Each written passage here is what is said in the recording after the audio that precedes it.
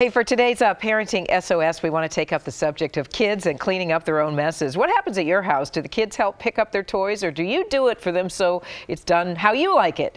Our next guest has a plan to share with parents. But first, Tracy, let's check the numbers from a survey of 1,000 parents done by ClosetMate. It found 80% of parents, they give kids chores, but about half of the parents go back and do their kids' chores to make sure the chores are done right. Oh, there's that. 2/3 of parents say messiness leaves them in a bad mood. I would agree with that. And 64% say they give their kids a chore list or labeled boxes to reduce messiness. Now, that labeled box, one idea. A local author, Amber Albin, she has another idea, and she's put it in a new book called The Gunny Sack. And Amber, your plan has to do with giving the kids a sack and really taking away toys. That's true. So the Gunny Sack is a tool for both kids and parents.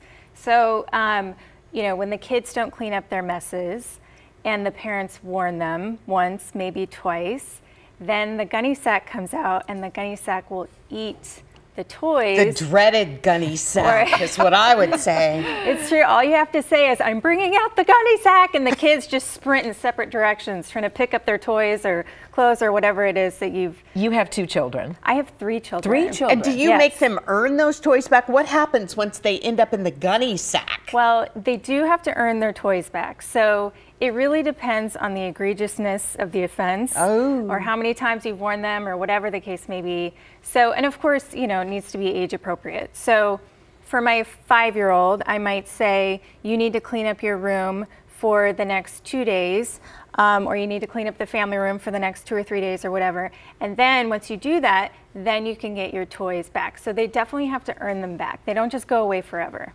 And the book, tell us about that. It sort of outlines this plan, so you read the book to the child so they get the concept. Exactly. And so the main character in the book is Amelia, and that's actually my daughter.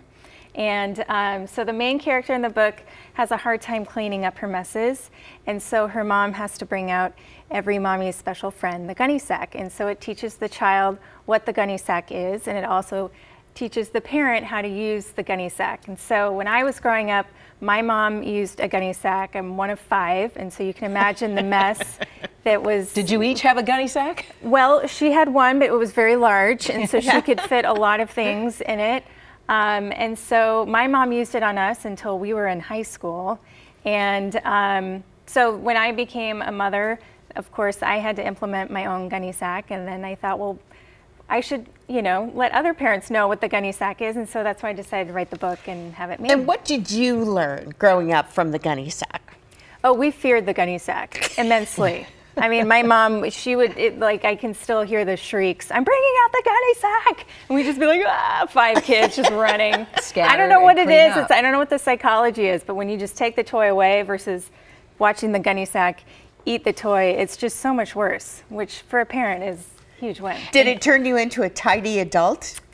Very much so. I think I'm probably a little OCD, and my kids know that. And so, blame the Gunny Sack. Yeah. But you offered the Gunny Sack as part of the book purchase, so you paired the 2. Yes, of course. So anytime you buy the book, it comes with a Gunny Sack. A lot like Elf on the Shelf, or So, but not as much work as Elf on the Shelf. Nothing's as much work as Elf on the Shelf. Nothing. Yeah. And where can parents find the Gunny Sack? So you can find it online, mygunnysack.com. So I'm selling them online, and also at the Brave Boutique in Lake Oswego, and then the Lucky Me Boutique in Lake Oswego as well. Very nice. I think it could extend into the teenage years. You just start putting clothes in there. That would be it for us. Clothes, shoes, electronics. Yeah, right there. The controllers or the batteries I find everywhere. Anything you parents want to put in there, it's up to you. All right, Amber, thanks so much. Neat idea. Thank you.